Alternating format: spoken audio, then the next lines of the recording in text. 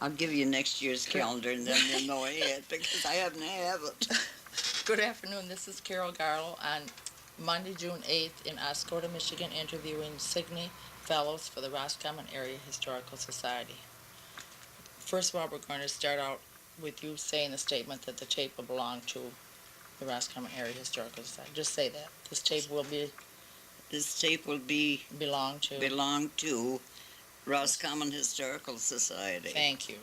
Okay, Signe, let's start with where you were born and raised. Just tell us about that when you came to America. Oh dear. I was born in southern Sweden, December 11th, and I came to America, Chicago, Illinois, in October. Um,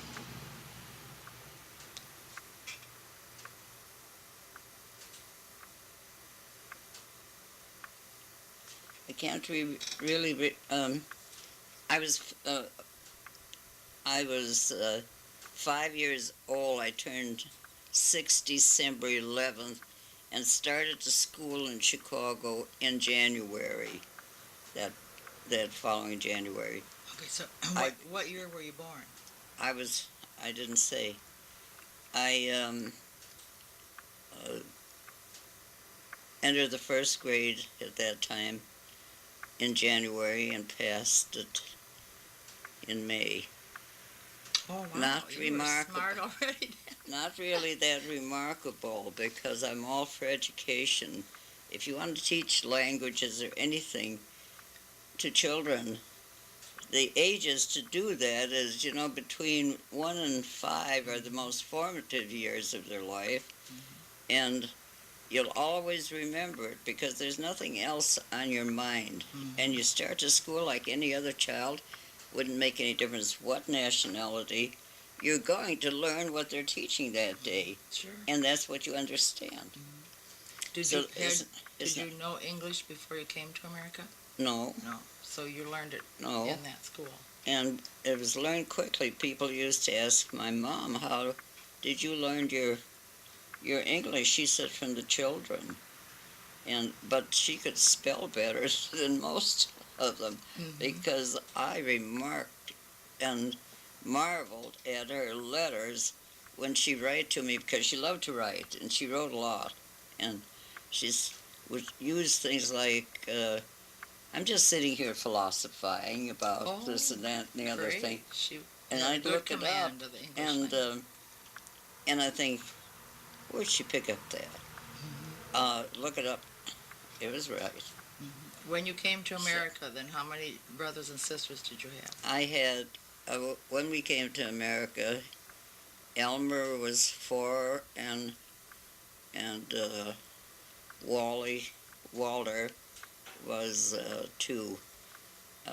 My dad had left Sweden when Wally was 2 weeks old, so he had a home prepared for us in Chicago, and it was across the street from the school and next to a church. He thought that was perfect. Why, sure. It was neat, and then we had an empty field in between to play ball. You were the oldest child. So anyway, there were the 3 of us, was all, and altogether our family consisted of 4 girls and 4 boys. Okay, let's name them then as they came. Uh, So who was the first one born in America then? Clara, who is now Clara McCann,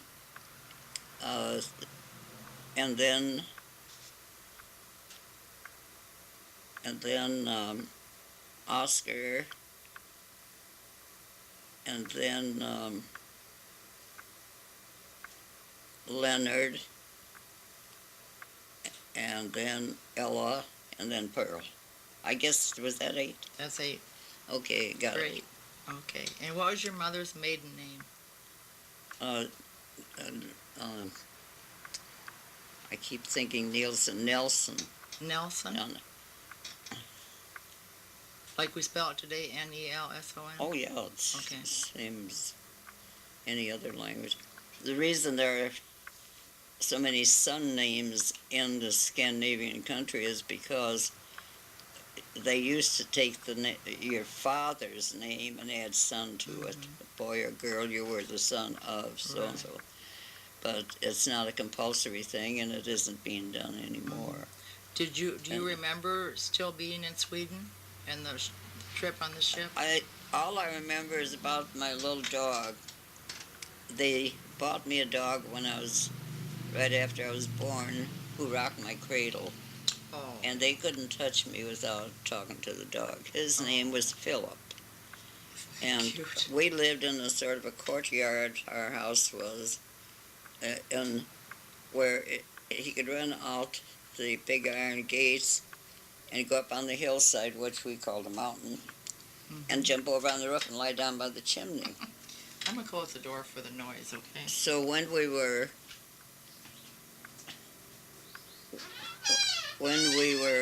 coming to America, of course they had to dispose of the dog. Oh.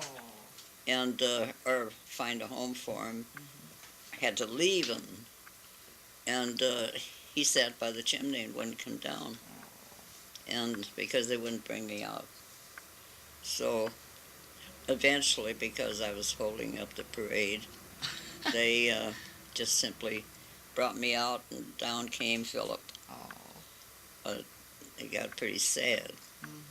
So anyway, my dad, who loved animals, we all love animals, came to Chicago. He came home one evening with a dog, big dog, following him, he said. So he came to the door because he stood there, and Mom said, "What's the matter?" He said, "I've got a dog that followed me home." And so after a couple of days, we found out that the dog belonged to our milkman. But he liked my dad. We couldn't keep him, of course. Yeah. But it was funny. What was your father's first name? Alfred. Alfred, okay. His name, And what did he do? Alfred Elif Siegfried Soderholm, believe it or not. Great, that's wonderful. And what kind of work did he do in Chicago? Carpenter. Carpenter. Always been a builder. Woodwork. Then really. how old were you, or how did the family happen to come to Roscommon then? Well, we came to Chicago simply because his relatives were there, my dad's relatives who were there, and there were several of them. And the thing was, as time went on, my dad had never been sick. None of us had ever been sick in our lives. And the thing is, he had a business partner finally, Mr. Thompson, who had a piece of property in Roscommon. He had bought through that famous Stuckey, you may have heard of it. Well, it's on the records over there, because he was the one who sat in Chicago and made big fat money on selling properties to innocent people and telling them that they were on a lake and all this sort of thing. Fertile soil. And oh my goodness, it really, the crops were getting ahead, really, very much so. But the point is that everybody had plenty of time to harvest, I guess, if they had a farm. We never had a farm. We cleared a part of the property, which is now between Tom's and ourselves, that part in there. You know Tom's family? No. Well, they're next door neighbors of ours, Leonard's house. It was part of our property because my dad we bought 40 acres. Okay. And how old were you when you came to Roscommon? I was I was about to finish the 8th grade. Oh, okay. So I actually went to school there from, we came in October again. And then, so I only went to school there just a little less than a year in the 8th grade. And then we used to have to go into town, take the examination, and did. Well, my brother Elmer, of course, he was in that. See, it was a one-room school, 8th grade. So this was great for us Now, which because our school teacher was pregnant. that? Was Wayne? Yeah, that was Wayne. Okay. And she wasn't feeling too good. She was very beautiful. I thought she was just gorgeous. Do you remember her name? I should know it forever. It'll come to me. Okay. The thing is, she made me cry for a long time because I was always good in spelling. And she sat down the desk with me, at the desk, and she said, "Oh, shame on you, Signe, you misspelled stomach. CH, I had CK, I guess. Uh-huh. Apparently must have looked like a K." And so I cried Oh. because I'd never missed before. And for some reason or other, that stayed with me forever. See, you get to be a certain stage, and the things stay with you. It's amazing. And there are little little details. things like that, Little you know. details. So you received the bulk of your education in Chicago. That Or well, essentially. it off and on. Yeah. Yeah, right. Because the thing was, I went back to Chicago, yeah, and then I went to North Park College. Did you go to high school in Roscommon then? No, No. no, this was a finishing type school, and so it was easy to breeze through and got into music and Oh. got into the Messiah Chorus and traveled on the train up to Did you? Wisconsin and things like that, which was, to me, it was just marvelous. So it was a boarding school then. You went Oh, as a yeah. high school age Right. girl Oh, yeah. to this finishing Right, school. I did. So that's where you graduated. Yep. So the only year you went in And then Roscommon school I was came the eighth back grade? and, yeah, Okay. that's all. And then I went to Ferris Oh, so Here. did I. because the best school in the country. You better believe it. What did you take at Ferris? Actually, pharmacy. Did you? Good for you. Well, I've got my apprenticeship papers. I can frame them, but I don't know where they. Yeah, they're in the safe, I think. Uh-huh. I don't know where Sure. they're. In How many years did you go to Ferris? I don't really. All this isn't 2 or 3 clear in years? my picture. Uh-huh. You know, whatever. Except I loved it there. 2. I liked school. Period. Sure. Then I got back to Roscommon and worked for Dee Dee Patty in the drugstore. And Dr. Cornelia, who you probably have heard of anyway, who was there. They were in the back room all the time. So they let me do prescriptions. And Great. they say, "Quit being so fussy, Signe. It really doesn't matter, you know." And I said, "This is what you wrote down, and that's what you put in it." And, "Oh, you're too fussy." Yeah, you know. And to me, what I'd learned from that was, don't take any of this stuff because they don't care how they mix it. Well, And actually, what any medication is something to sort of nullify the pain or whatever until it goes away, until you do something to make it go away, like exercising Right. or eating right or resting right. Sure. That's what it's all How about. long did you work for Mr. Patty?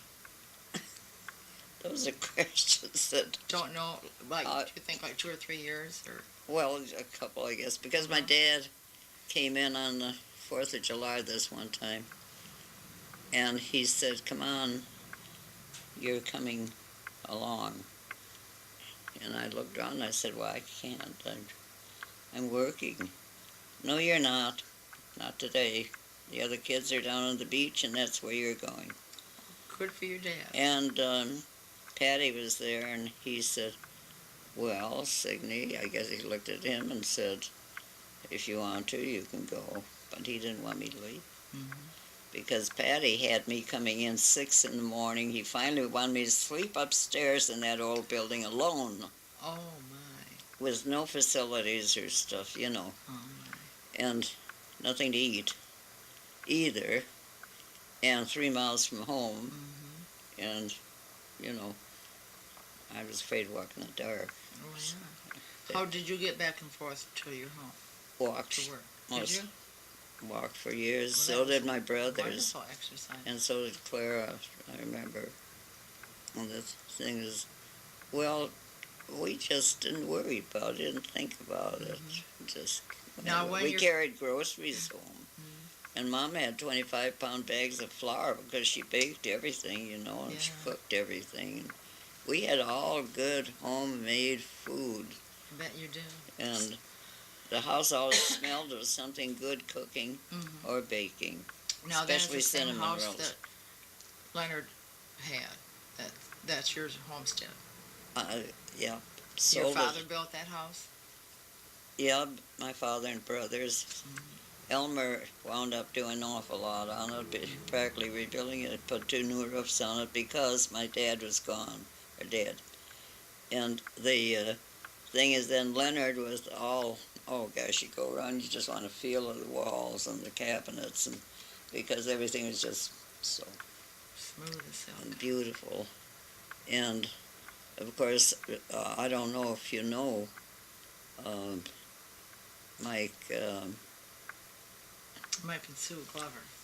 Yeah, Glover. I'm sitting here thinking I can see the name spelled Excuse me. Glover, because he promised me faithfully that it would be the Soderholm place.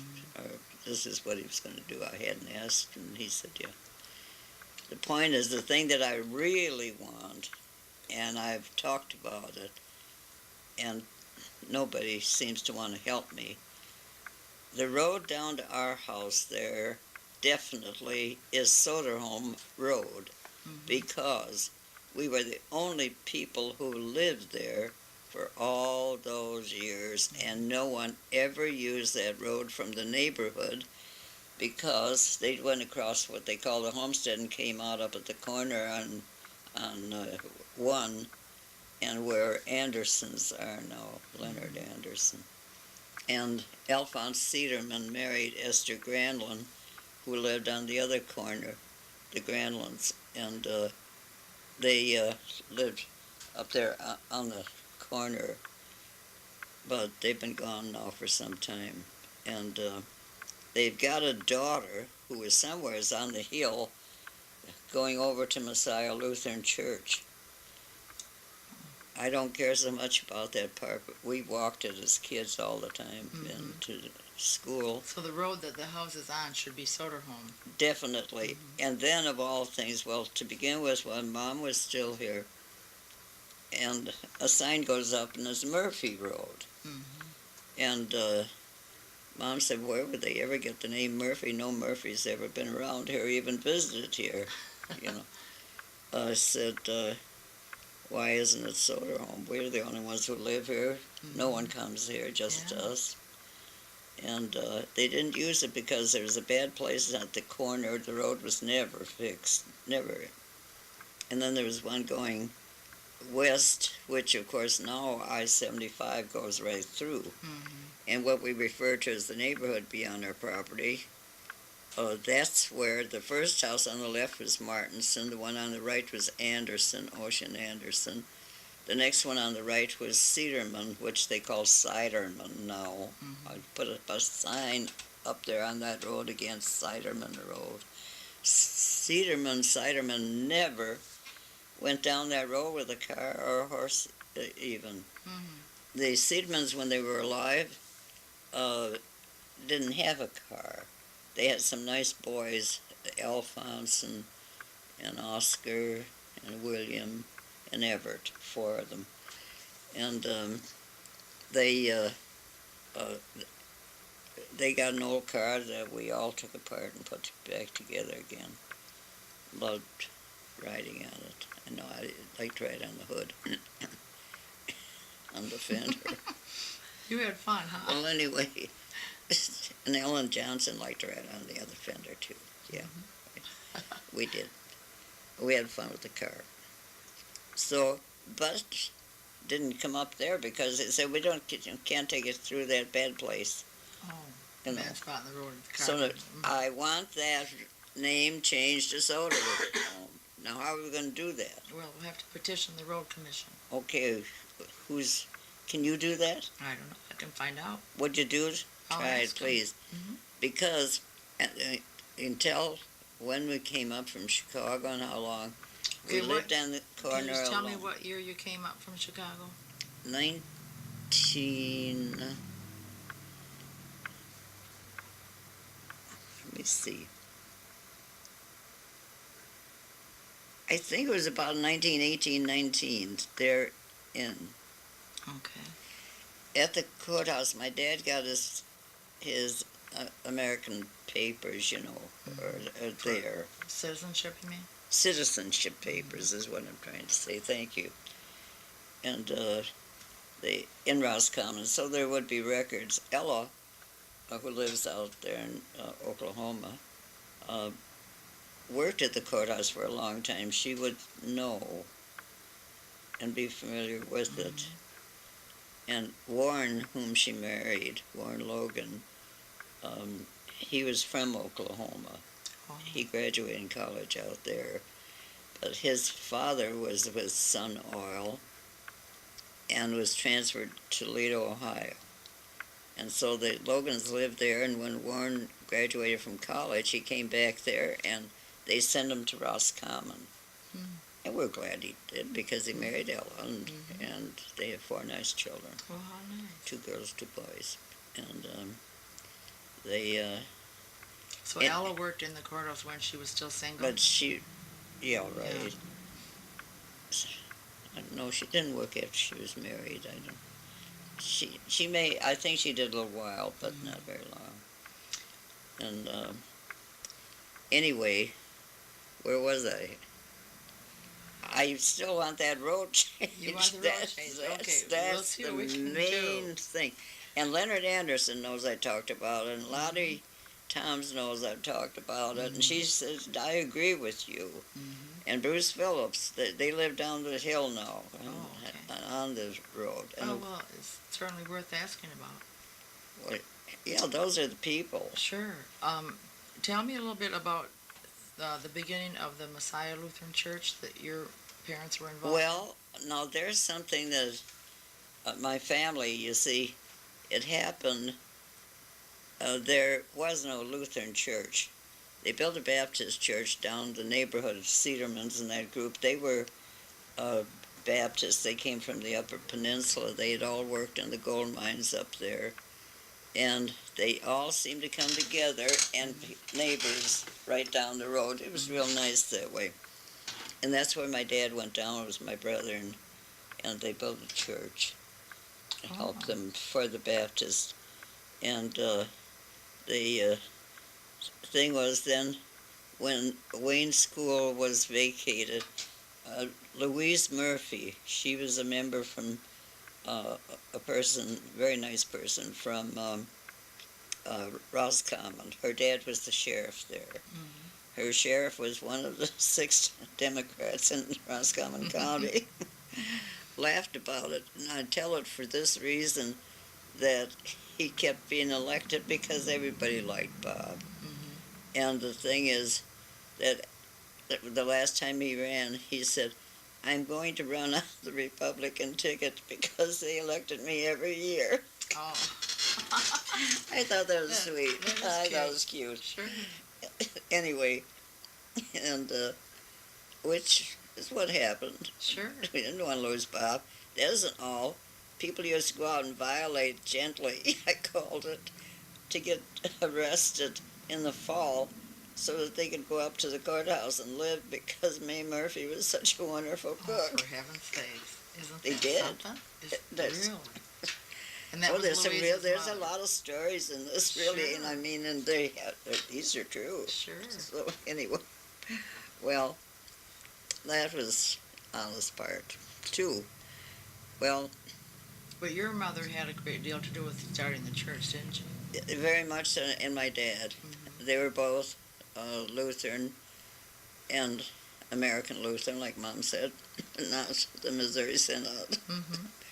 And anyway, when I went with the Episcopal Church, and I explained to her, I said, well, my friends here belong there.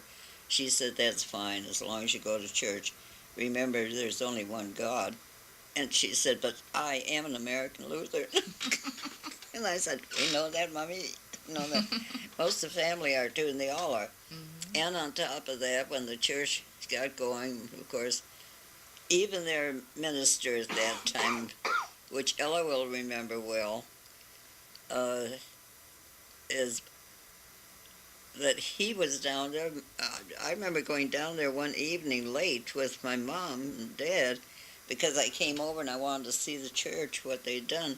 He was down there working by himself, the minister. Mm-hmm. Well, it was great. You see what you can do with people working together. The starting of the church started between my parents, Mr. and Mrs. Ostling, John Ostling, uh, Emma Sargent, she wound up as. She was a Rydell, Myrtle Moore's. Do you know Myrtle Moore over there? Myrtle Moore's sister, older sister, right? And so Myrtle is, I know how wonderful she is with the church She over there. is, yeah, she is. I call her for everything. Mm-hmm. Really, she's wonderful. Well, she was like a member of our family, you know. It's just, I feel very close to her. The I know when Leonard died, it was amazing to me because Helen McWilliams was a good friend of mine, and Dwayne, I called him, and he said, gee, Sig, I'm glad to hear from you. He said, but he said, you know, I can never forget your wonderful mother. And coming from Dwayne, it was sort of different, special, because I had never really thought that it meant that much to him. But you never know. That's right, So, you sure don't. And on top of that, now going back to the Messiah Lutheran Church, Ella and Warren were the first couple married there. Oh, really? Is that Very first wedding. Oh, And Dave and I were there. We were married. And anyway, that was great. And then we were there for the baptism of Linda when their little one was born a couple of years later. And which was great. Like Dave said, you know, all the big weddings of Flint and all that sort of thing, excepting, he said, I think that's the most beautiful wedding I've ever seen. Oh, wasn't that It was just, you know, homey. simply and beautiful? Right, yeah. Well, when and where did you get married? Where did you meet Dave? I met Dave at a gas station. In which town? Luzerne. In Luzerne. On a Sunday. Some people who had a place at Higgins Lake, and they came by, and I was in the office as usual on Sunday. You know, you don't stay. Oh, because in the meantime I was elected to the Board of Education. I didn't run, but they elected me because my dad went off the board and wasn't going to run again. And I'd been down there so many times with him, I guess that he decided I might as well stay. Great. Whatever. So my office was right straight across the street from the school. Very handy. And the Masonic building right to my left, facing. Okay, now where was your were you already in real estate? You know, So there I after got you- into real estate, yeah. From Oh, your I did. job with Mr. Patty, we missed something. After you worked for Mr. Patty in the drugstore, then how did you get to real estate? How, Because I went up to the courthouse and got information and sent to Lansing for a license. okay, so then you And I got the license. that was what you did after A broker's you had license. You see, now you have to have a Mr. Patty. salesman's. Uh-huh. But we didn't then. So you were just a young just out of college. I call it a relatively hole young in the person. wall. Oh, Because tell us about that. Patty had his building here. There was a little alleyway, and then there was Dr. Cornelia's office. And so they said, well, I'll tell you, if all you have to do, there was a man named Marsh in town, Norman M. Marsh, lived in town. And he said, you know, I could work for him. He would do the building and et cetera, et cetera. Well, anyway, that worked out. for a while. He was a realtor already, you mean? Or he was a builder? He was a builder. Okay. And then he had made cement blocks. Anyway, I poured a floor and used Patty's wall on one side and Cornelia's wall on the other side, and then put a roof on top of it. And that was the hole in the wall, I called it. Sure. Well, who had actually owned the alley? Was that part They of Patty's? owned it. Patty and Cornelia together? Yeah, it just Oh. split up. It just happened to be a space in between them. For It heaven's wasn't sake. a driveway. So it was like 8 feet or so? It wasn't quite as wide as this, just Really? about. Isn't that something? Well, you did well. Yeah. Well, yeah, and then it wound up as a partnership, excepting he was never around. Partnership with whom? Marsh. Oh, okay. And so he was never there. And the thing was that, this is a bit sad part, but this one day, a man whom I thought was very nice, Charlie Malone, came to the door and he looked very different. He'd always been very friendly, and he said, "Where is he?" I said, "I don't know. I never said I haven't any idea where he is."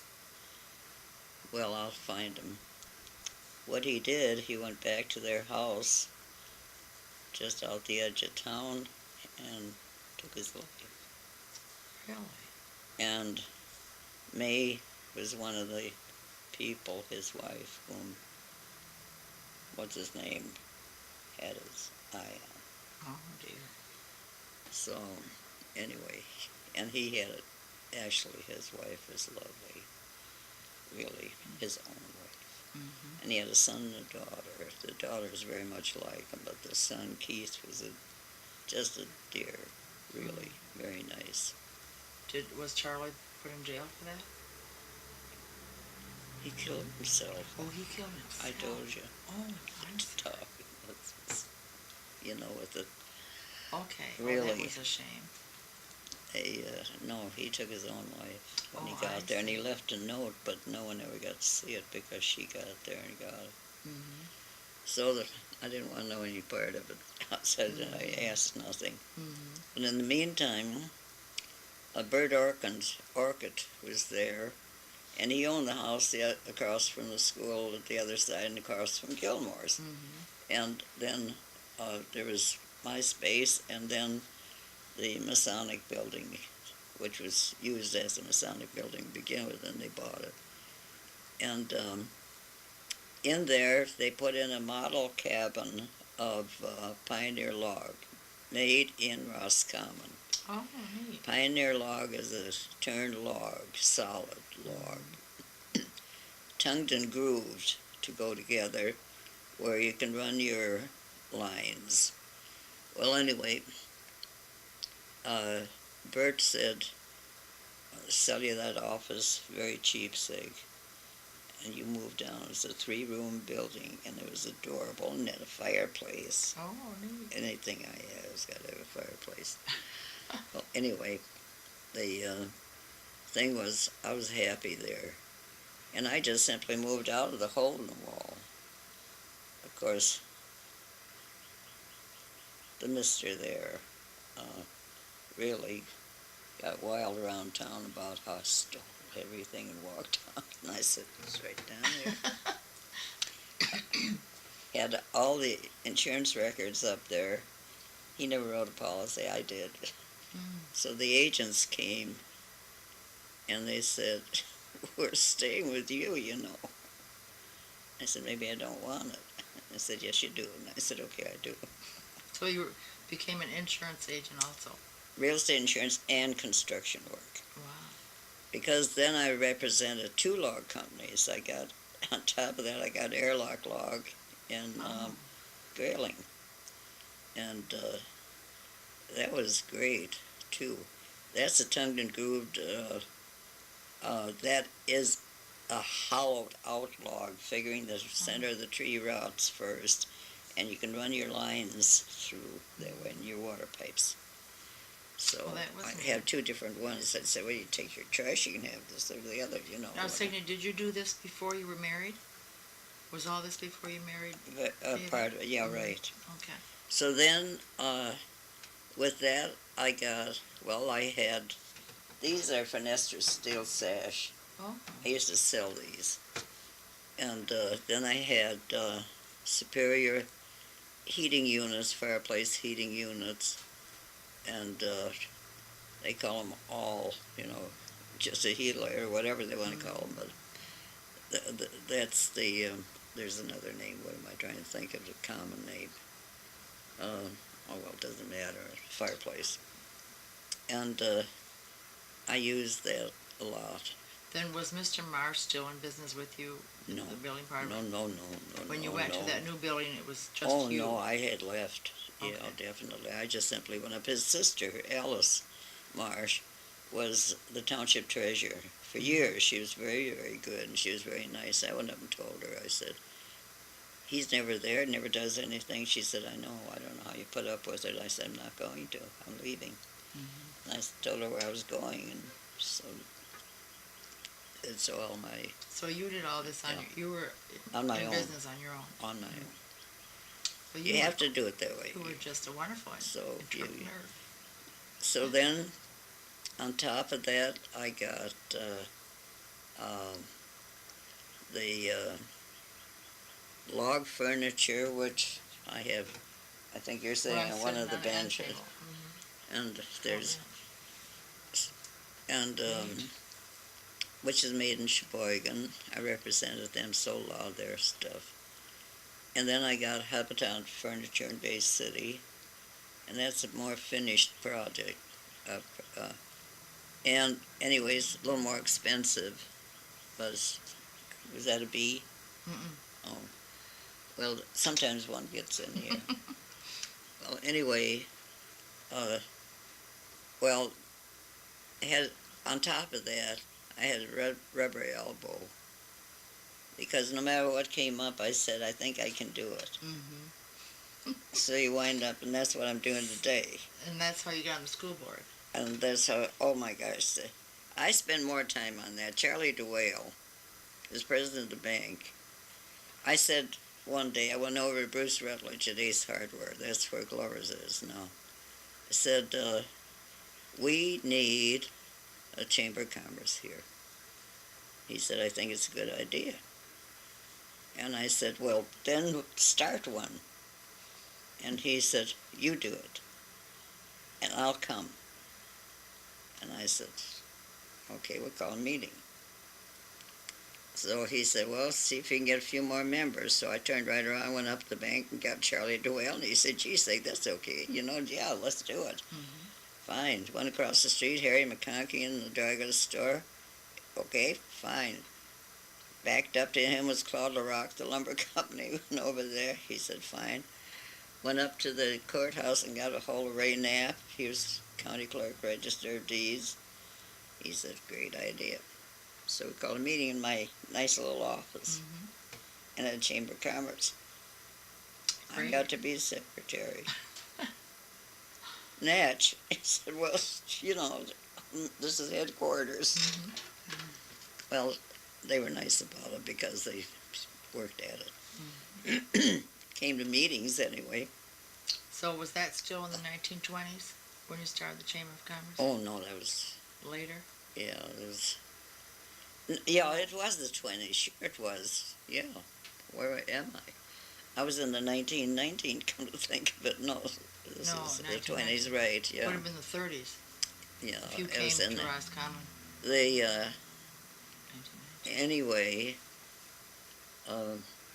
well, there were a lot of other projects. I'm still in them because I have a list right there. I hit one day a couple of months ago where I had 19 offices. Wow. But you see, they work together. You could do it. It gets a little rough when you can't get in your car and drive there. Yet, I find out, depending on other people, I drove people all my life, but it just doesn't work out both ways. No. But I have a wonderful friend up the road here. He's the head waiter down at the yacht club. Oh. And Bill is trained for his work. His wife is marvelous. She's the head nurse at St. Joe's Hospital, Tawas, in the emergency. She works 12 hours a day. They have two little girls, 6 and 7. They help you out, huh? Lots. Well, tell me, how did you happen to be in Luzerne the day you met your husband? Well, because these fellows came to my nice little office in Roscommon on a Sunday and said, "What are you doing on Sunday working?" They said, "We need help. We lost a friend last night somewheres. I think he got drunk somewheres." And they said, "You know your way around." So we were in Mayo. I said, "Well, I can take you there." So we get to Luzerne, and I said, "Well, we could stop here. And to begin, we needed gas." I said, "Be sure the tank is full. We don't know where it's going to end, you know." So while we're sitting there waiting for the gas, Dave Fellows came up to the window. And they introduced me to him. And he said, "Well, I'm building a cabin right down here about a mile and on Big Creek. And he says, kind of a mess right now, but if you want to come on down, I'll buy a drink, you know." Oh, well, what he copied me, he said, "Sorry, sir, but I don't drink." I said, "I didn't say it that way then, Sunday." Anyway, well, the point is that he said, "Where are you going?" I said, "We're looking for a friend that they lost, if we can find him." So Dave got in his car and followed us. We got down there, it was the 25th of June, so it was a big day, opening a trout season. That's a big day, I found out. We went to Ullum. And the thing was packed with people, and peanut shells all over the floor. I guess you were supposed to do that. You were supposed to do it, I guess. And I didn't seem to know much. They said, yeah, somebody was in here, thought it was right, but they were busy. So we went down the road to Art Engel's, where he had, it was just a bar and a dance floor. He had a band there. So we went down there, and people came into the place horseback. Oh my gosh. It was the weirdest. I couldn't forget the day, you know. So many goofy things happened. Well, anyway, that was that. And the point is, we got back, and they found him, and he was asleep. So, I don't know. I guess somebody, as I recall, somebody just decided to stay and drive his car home with him. He was all right. But they found their friend. So they found their friend. Can't even think of his name. I don't think I knew him either, come to think of it. Well, that was about it, but we had a lot of fun dancing, and the funny part was Dave had never danced, I guess, or cared about dancing, but I got out on the floor with him, and the first thing he said to me was, "Gee, you're little. I thought you were bigger." Well, anyway, in the meantime, these others, the table kept growing. It got to be about 30 people at that one table because everybody knew him and came in. So it was fun because I got to dance every dance, and that's all I wanted to do. Where was he born and raised then? Was he from that area? Who, Dave? He's at Flint. Oh. But he was mostly educated out east because he went to private schools and stuff like that. Anyway, but... Was he working in that area, or was he just up there? No, he was building a cabin, as I told you. You know, that's right. And we didn't go down there that day. But anyway, we sold that to put some of the money into this. When were you because married in the then? meantime, we were married. We got married sort of on the sly. Did you? Well, yeah, really. But I wanted to be married in a church. And so we had met in Stainer so many times, so we went to the Methodist church there, Dave. Oh. And would you believe that the minister's name was Mr. Lovejoy? Oh, isn't that something? That's quite He got appropriate. her- I bet he did a lot of marriages. He was a Love nice Joe. person. So Mr. what year Lovejoy. were you married? Lord.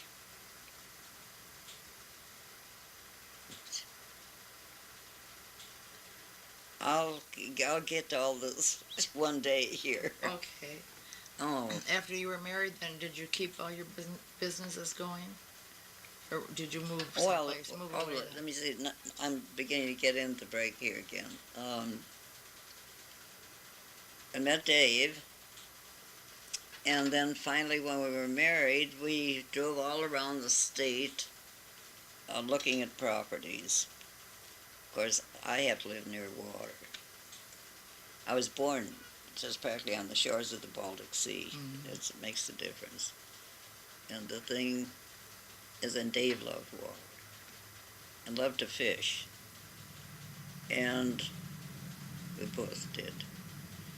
So we finally got up this shore, and Carl Brownell had all this property. He had bought it for a song, and we had the chance. Where were we? So rudely. We were coming up the shoreline, and Mr. Oh, Brownell. that's right. Mr. Brownell. And had this anyway, we had been west side all over, and this we decided was the most beautiful spot. There was nothing along here. The creek starts over back here across the road from me. I got that Oh. property. Wow. And it flows down here, about the fourth cabin. We built all those, plus the other side. And this way we went a ways. And so we had all this nice property. We saved this chunk plus the 100 feet next door for ourselves. That's why the office is a little closer this way in the house. More space that way. But then as we split it up and built the units, we spaced them the way we liked them, little space. So the one next door was wound up on 110 feet because they're leaving 10 feet on each side, extra space. And the next two each have 70 feet, so there's 140. And the next one has 300, no, has 200 something. 150, and the next one has 150, the McCarrings, and the next one had 100. And so, anyway, you see, when we decided to sell them, we had the resort here for 5 years, and Dave built this building office for me over at the next drive down here, because that's where our house was. And we cut the house in two and brought that over here, and then we built the garage, because that other garage we didn't move. And we moved this office, just like this, bingo. Came down the road in about an hour or less, and was on the foundation here. And there you go. Whoopee, there you are. Anyway, liked it that way. Then when Dave died, I just stayed. I mean, What- he said to me, well, where will you go? Back to Roscommon? I said, what for? I said, I like it here. And he's buried up Ferrisville. Now, how long has he been gone? He died in the late 50s, yeah. So when you bought this property after you were first married, then you just closed your office in Roscommon? Oh, I had closed, yeah, Kind of just phased it out? just, yeah, right. No, that isn't the way I did it at all. I got to tell you that part of the story. That's a good part. Oh, good. Come to think of it, it was a very popular building. What are you going to do with the building? And well, we were out home at the house. Dave never could wait to just get down to see the folks when we came to the river. Well, the point is, we stopped by the house, and anyway, Dave said something about, sure like to build a place up there on the river, because I had a 40-acre piece of land there with the Main Street and the El Salvador going through a nice corner of it. And I said, well, what are you going to do with it? And I said, well, maybe we should put a cabin on it. So my dad said, well, put her office on it. Just like that. Anything Dave said was right. Mm-hmm. He said, well, I'll talk it over with Signe. He said, we're going to put it there. Your father said that? He said that. So it's Friday night, and we were coming back here. And in the meantime, we talked about it, and I said, no question about it. I think it's a great idea. He said, well, Ella's at the office there in Roscommon. Call her Monday morning and tell her to tell Pops it's okay to go ahead. So I called Monday morning, and I said, it's okay if Pops wants to put the office building up on the river. She said, what did you say? I said, it's okay. Phew, she said, I'm glad you said that because the second load's gone out today. And what you do with those buildings, you see, all you do is go up there. So he must have gone up the next morning and poured a foundation. Because all you need is your foundation in, the measurements and everything right. And then you bring your building up. And as you have unloaded it on the truck at the office, you see the bottom log is on top, unloading. So when you start to unload, you just simply put them back in place on the foundation. So by the time they unload, you've got a house. Oh, it was fun. That's neat. Now, it was a Pioneer log building. That was a Pioneer log. Yeah, Roscommon. And that sat in the block where now we have... There are two nice pine trees there. I planted them. They're still there. I noticed. In front of the school? Yeah. Okay. No, in front of where my office was, across the street from the school. Next to the Masonic building. Oh, okay.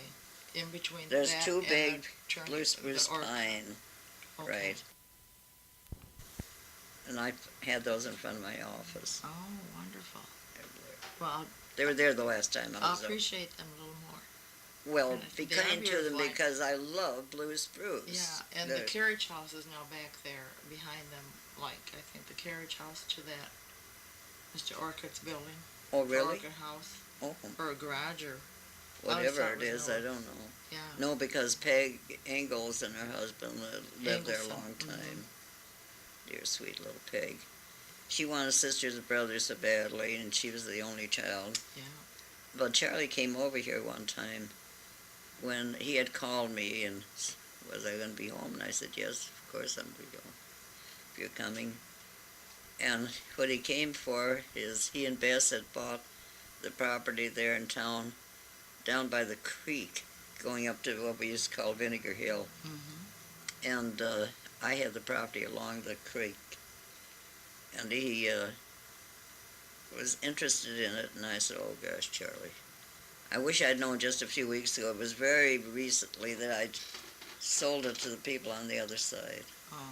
And he said, don't worry about it, Sig, it's okay. But he said, we just kind of thought we'd like to have it. And I said, yeah, here too. And then we got visiting a bunch of things and talking about Peg. And I said, well, she seems so much of a part of our family. My dad used to hold her on his lap and stuff and so on. And she loved being there because we had family. And he said, well, if they'd all lived, we would have had two. He said we would have had 8. So I don't know. They all died little, I guess, born or whatever, something, whatever. I don't ask questions. I just answer. And Peggy had such a nice family. Yeah. All those children. Yeah, she had a large family. That's what she wanted. She was a sweetheart. She was a sweet gal. Sweet little kid. Okay. So you've been in Oscoda longer than you were in Roscommon, haven't you? Oh, gosh, yes. But you see, I got back and forth so much because Mom was there, Uh-huh. and then my brother, and then it got so, my brother came over here, and, Which brother? well, Leonard, Leonard? because Elmer was in Detroit at that time, Mhm. and he had a house there. In fact, it was before that that Mom called one day, and she said, Elmer and I've been sitting there talking, and Elmer thinks that I should deed this property to Leonard. And she said, I don't know if that's fair to the rest of you. And I said, of course it is. That's the smartest thing you ever said, Mom. And Elmer's right. She said, you think so? And she said, well, Elmer did say, you know, we've got a place to live. It's Leonard. Mm-hmm. And this is his home. And so just give it to him. So that's So that's exactly how that what happened. we did.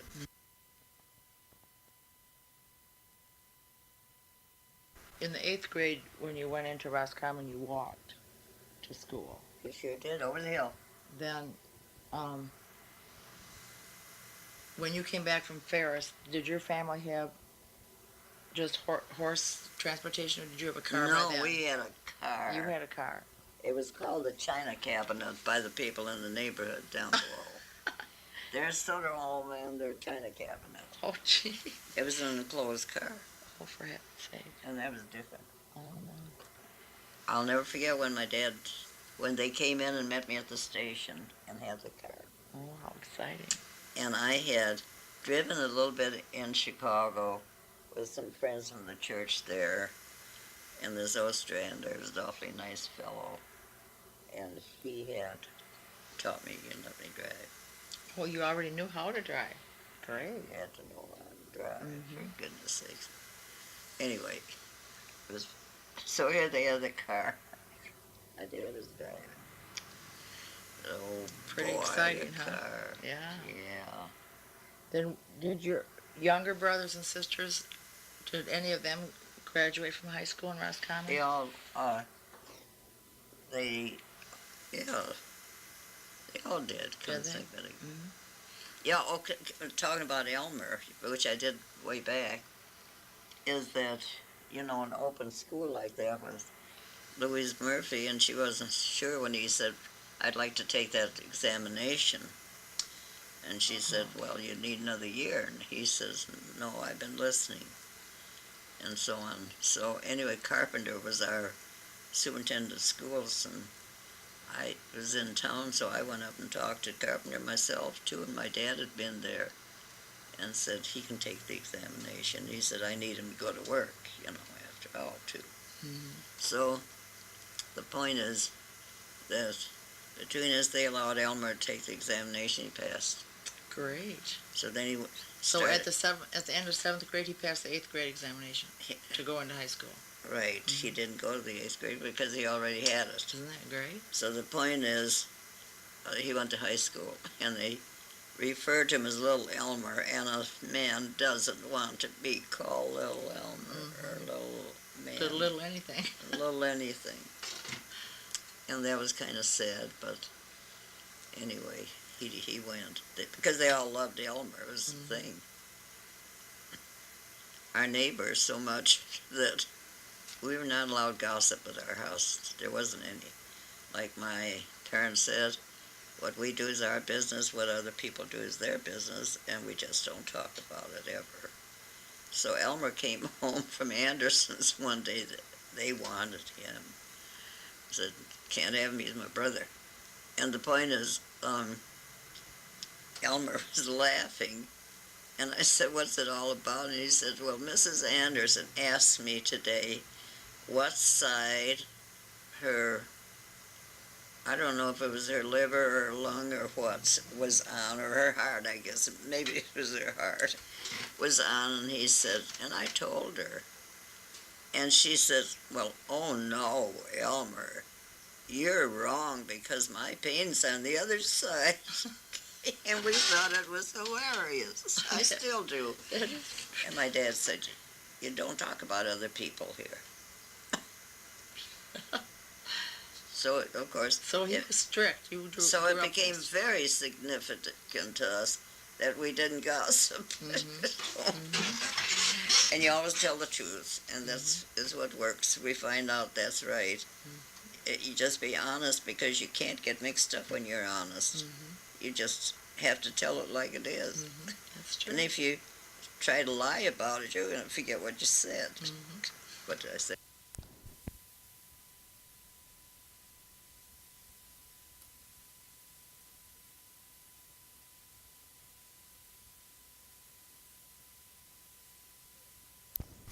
So on days of the folks who was going to town, they'd go up to the railroad station to sit down around the stove there and talk to him because he always had funny stories to tell.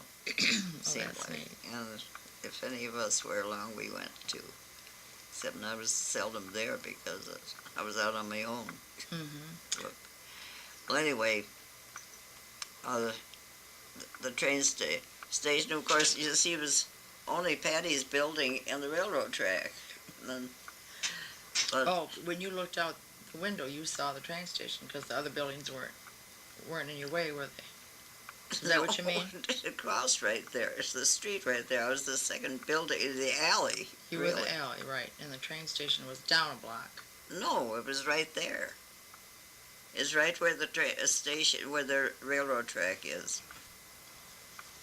Okay. And used to talk about getting a light there because people come through town in cars later. Their horses didn't run quite that fast. And the thing is, on the crossing, and I had met the editor and people of the Bay City Times. I loved that paper. And so they said, well, look, any news you get, you let us know because we'll pay you for it. So I was up in Grayling, we were skating. And the thing was, got this call that there had been a very serious accident in Roscommon at the railroad track. And it was Dr. Cornelia's widow and a friend of hers, Mr. Pecuniar from Higgins Lake, who were killed at the crossing. Not right there, but a block north. Oh, gee. Because she lived down in that area. She was quite the lady. I assume they were in a car, not a horse and buggy. Oh no, they weren't horse and buggy. No. It was car. No, I don't know for sure at the moment. You know, it's the honest question, really, because I got information and then I called Bay City, and that was about it. And they got it in the paper. But Mrs. Cornelia was a little different person than a lot of people. She had a right to be. She felt a little above, however, some people, because her husband was the doctor in town. They weren't a very close couple. He was really mostly Indian, which is nothing against him. That means all American. And and a terrific person, and she was the lady. And she used to use an expression that I remember of, I'd rather be a frog in a small puddle than one in a big puddle. You figure it out. So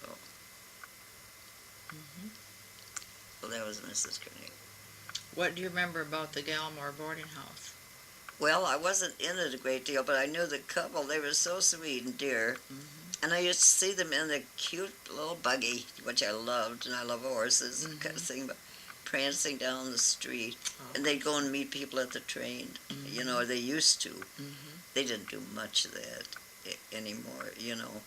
In the later years. But I'm glad that they've done something about the building, really, because I think that's one of the important things of going back. It was all news to us, you know, and new to us, too, because in Chicago, kids don't know potatoes. They think they come out of a can, I think, you know.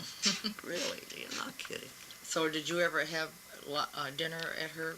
She served a noon dinner for that people paid. I wasn't there. You weren't there. And I'm not much of a person when it comes to noon eating. I don't know how. You didn't eat a lunch today, did you? Didn't No, think so. no. Oh, okay. Oh, How long were you on the school board? 6 years. Were you really? They That's told me wonderful. they wanted me to go back. Well, You you well, know, you were on until you were married. yeah. Yeah. The point is that I remember working awfully hard on those books because it was fussy. And I wanted everything balanced, and I was off 4 cents. I think of it now because everything's so scary. You lock your house, you know. Well, it's crazy. And here I was, lights on, sitting there. You know, anybody driving by see you alone in the place when I hadn't a book. And I went up to Charlie Dwayne finally, and I said, "Look, I'm off 4 cents, and it bothers me, and I worked on it, and I just, you know, you can find $4 a lot more quickly than you can 4 cents." Yes, I'm sure. And so anyway, he said, "Forget it." I said, "That's not right. I don't know." So I went back and tried again, and I made it. Great. Yeah, it was a delight. I didn't want to turn them over, and then they said, "Well, you can't leave now. You have to stay." And I said, "No. I'm going to move to Oscoda, Michigan." Where the heck is Oscoda? That was neat. Yeah. What do you remember about? Do you remember a hotel directly across from the train Church. station?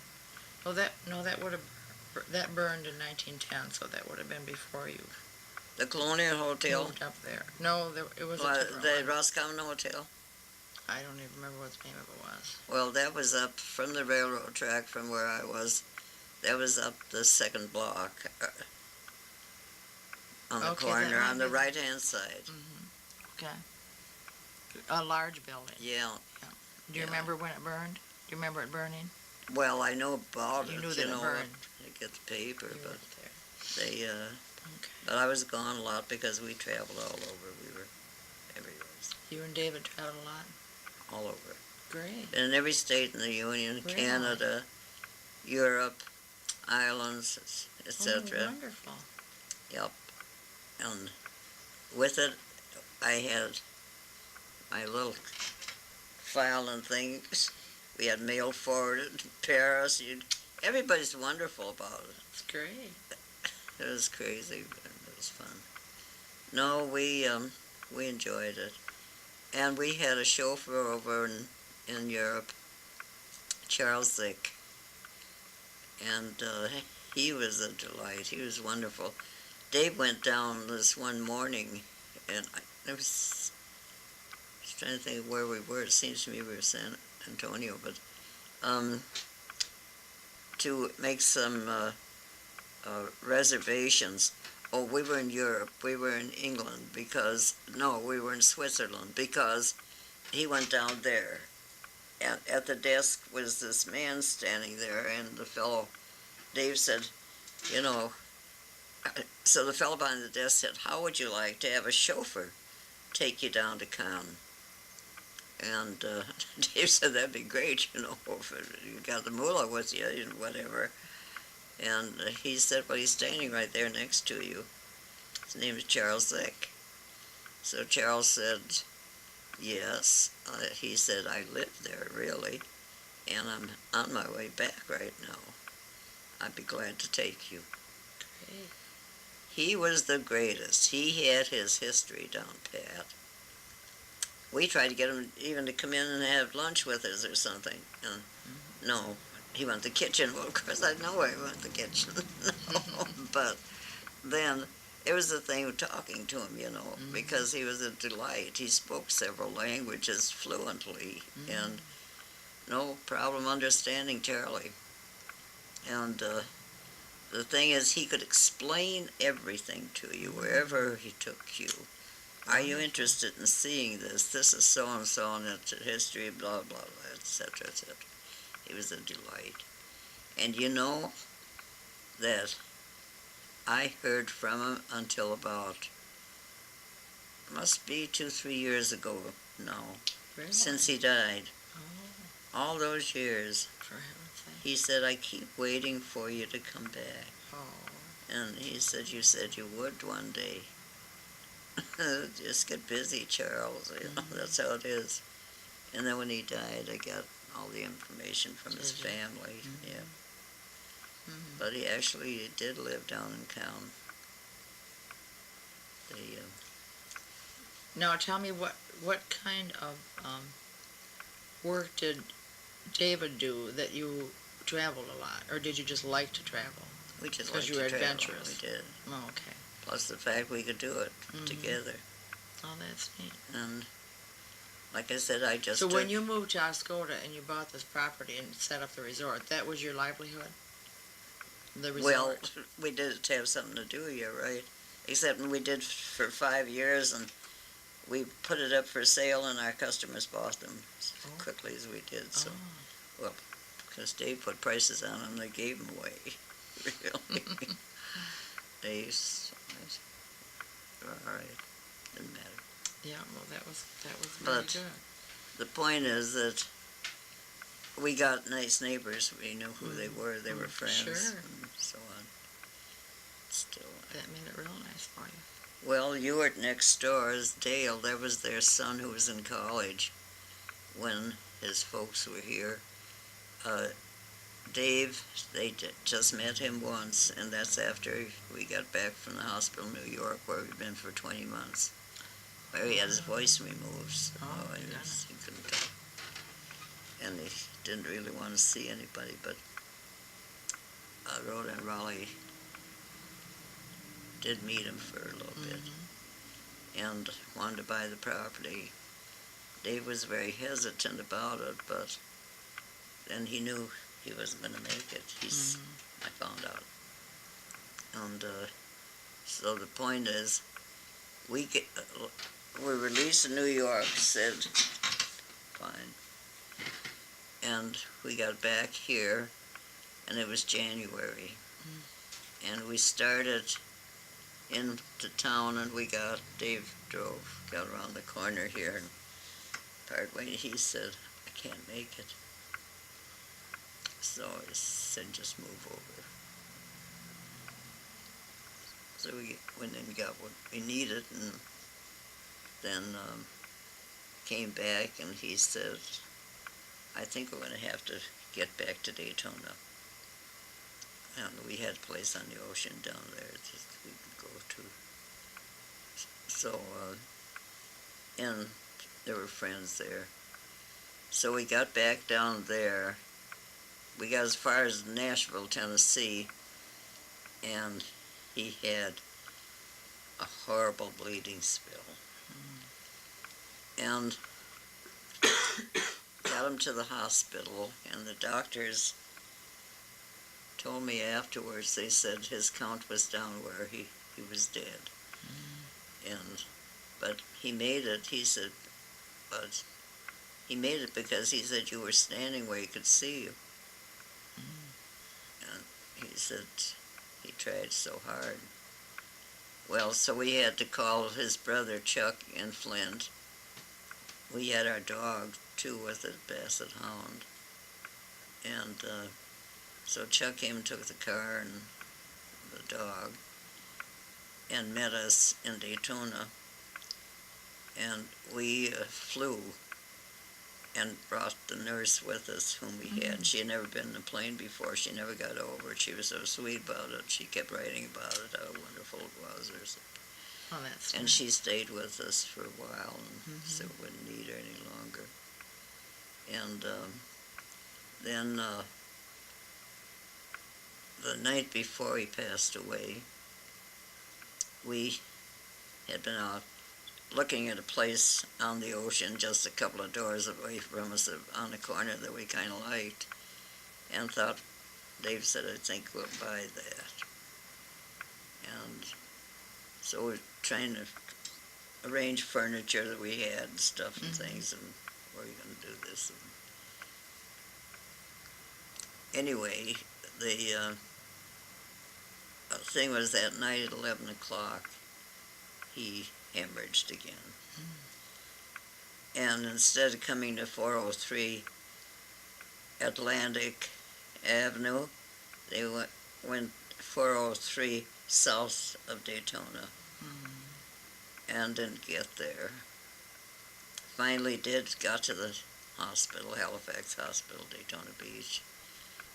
I was on with about 4 or 5 nurses. I don't know how many were around there. We were all there. She finally said, "Go sit down." And then when she came out with me, she said, "Well, he's gone." And she said, That's "But hard. he tried awfully hard." She said, "Well," she said, "he didn't really know what was going on the last half hour or so." He said, "Don't feel so badly about that." And then this wonderful young person stayed with me. She did calling and everything, got in touch with people. And you said he's buried up here. Right here. And I had it, oh well, I'm nuts, stopped in Flint first because he was from there and his mother was there. And there was a time of the year, it was cold and miserable. And I was thinking about her and other friends who might not make it. So we had him at the funeral home there, who was someone else Dave knew well. That was nice. And came up here because I really didn't know anyone here, excepting Warner Forsyth, an Episcopalian priest who's gone now, too, can't think of it. And I know he'd had a bad heart condition, so I said, "Well, don't like to have you climbing that hill there." And he said, "That doesn't bother me at all for a friend." That's we nice. do it that way. Sure. Well, that's really nice. But his mother did come up, but she sat in the car. Chuck was here. His brother? Yeah, he's still in Flint. Oh. And his brother Bill died only about 2 or 3 years ago, whatever.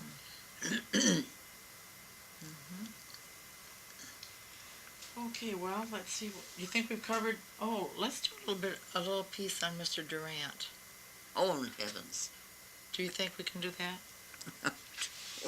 Cliff Durant? Oh, he was something else. I think I told you that. You said he was, I can't remember. You said he was, not funny. What was the word you used? He's not funny at all. No, that wasn't the word you used. You said he was crazy. Yeah, sort of. No, he'd come into town, in one of his 8 cars, and he had the top down this day and his dog in there, and I love dogs. And I walked across the street to the post office, and the dog stuck out his head, and I petted him. And Cliff was in the barbershop next door, and he came out yelling and was going to beat the dog, and I said, "You're hurting him. I'll kill him." I said, you don't hurt an animal. He's not supposed to like anybody. I said, he was a little eccentric then, wasn't he? Yeah. He trained him differently. Did he have the 8 cars up here in Roscommon? You never knew what he had down there. He liked to fill the garage to make it look good. And it was an 8-car garage, huh? Yeah, there was an 8-car garage. I know I wrote the insurance on that, so that's how I knew about it. And he had 8 bathrooms in his house, all different colors. All different colors. It must have been something. Did you ever see the inside of it? Yes, part of it one day when Goo from Lansing, head of the aviation department down there, whom I knew, and they also came up for training in the league up at Grayling, and I knew the Evans family, and he was the head of it, and his wife, who was very, very nice, and said, "We're going to Chicago to the convention." And I said, "We?" She said, "Yes, you, because I'm going as your chaperone." Great. I said, "Well, that's nice, because we don't have to stay at the hotel then, do we?" She said, "No, I don't want to stay there." I didn't want to. anyway, rode around the field there with them in Chicago With Mr. with the Mr. Evans Evans. and and Mr. and Mrs. Evans. right. Well, that was neat. It was interesting. Mm-hmm. All sorts of things happen in your life when you Why, just kind of sure. ease along. Why, sure. and go. Well, Mr. Durant actually lived in that big place for a while. Then was that just a summer home? I assume? It was a summer home, yeah. He was in and out. You never knew where. Because I heard that He came into town was, undressed.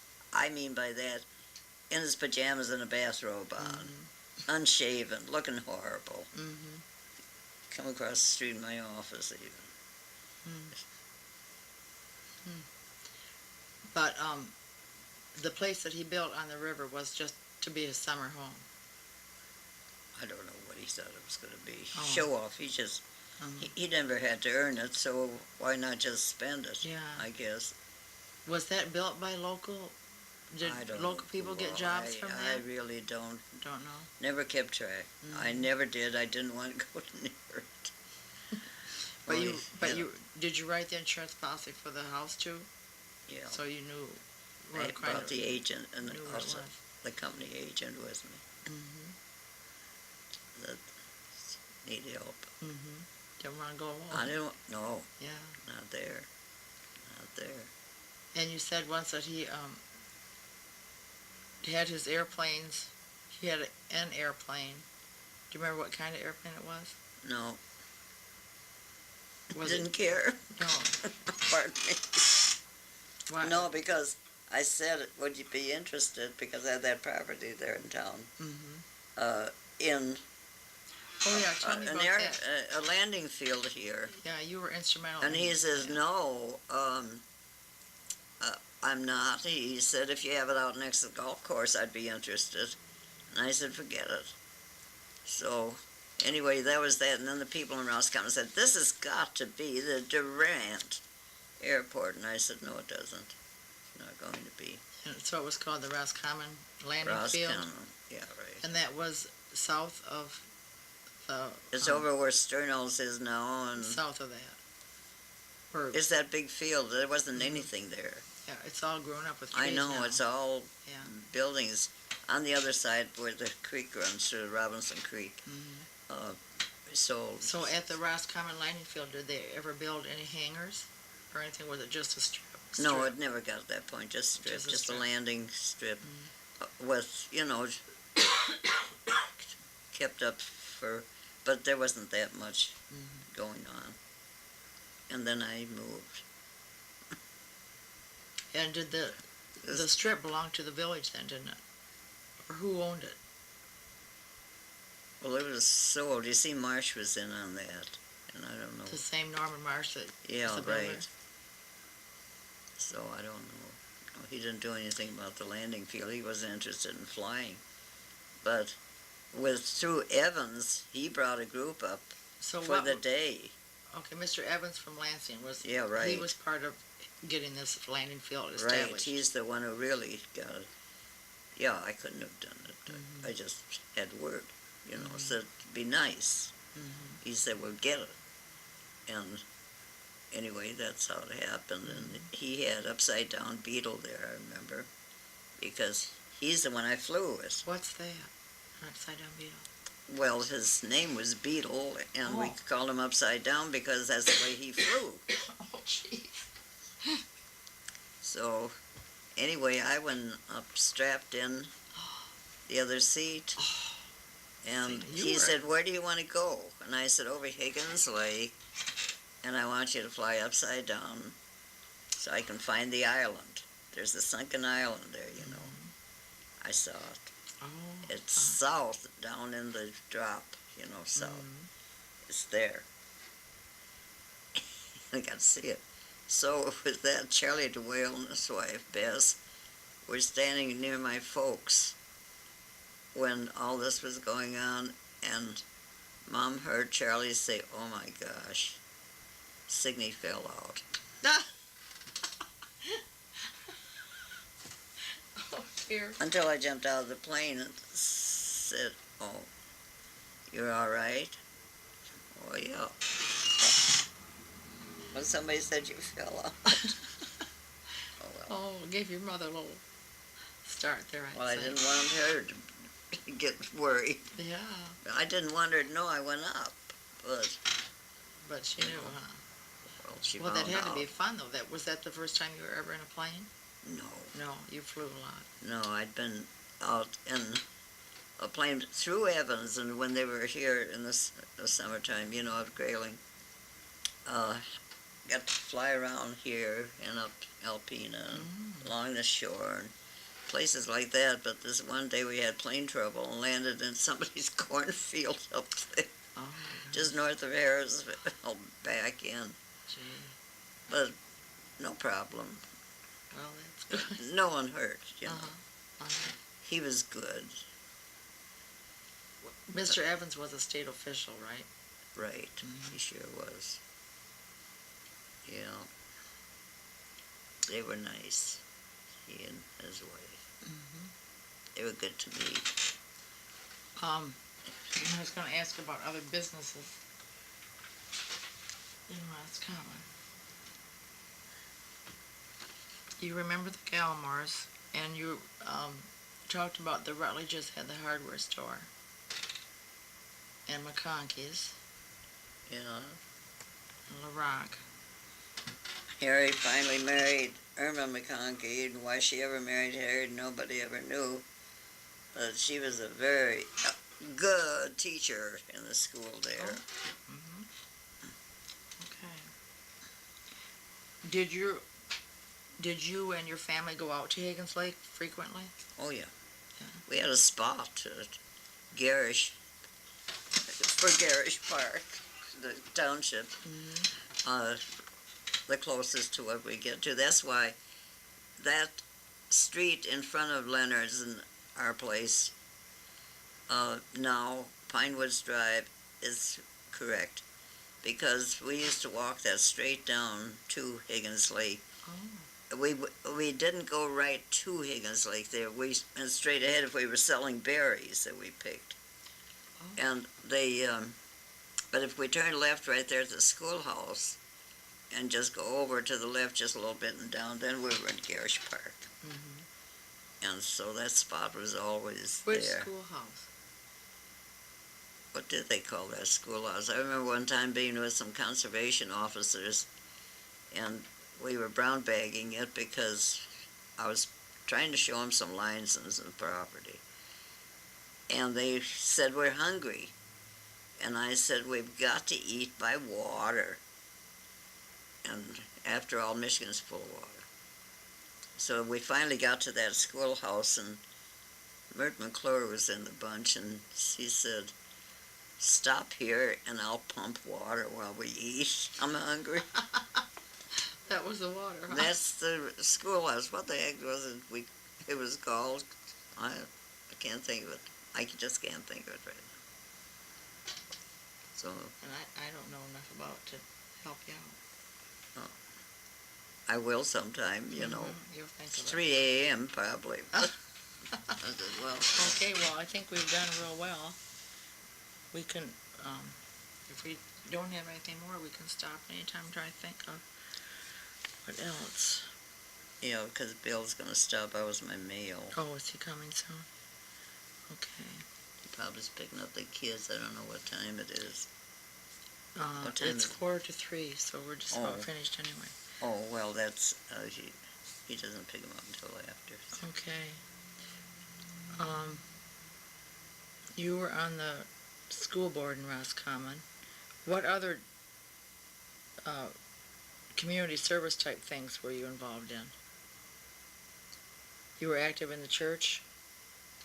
Well, to a point, not as much as I have been the rest of my Over life, here. for the simple reason, which has been here in Michigan, the whole diocese and so on. But the point there is I didn't have transportation. I mean, I did have a car, but I had too many directions to go to try to get in something else like that, too. I went to the Congregational Church because we didn't have a Lutheran church.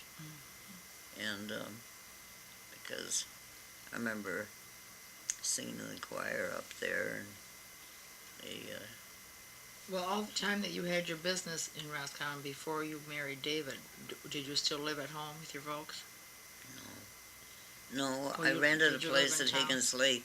The Oh. folks had a cottage, which I rented from the family, and then to get back on this side, Higgins, I rented from somebody else from, actually, it was Edna Nunn's husband's Oh, spot. He had a little place there, oh, okay, and which I rented. okay.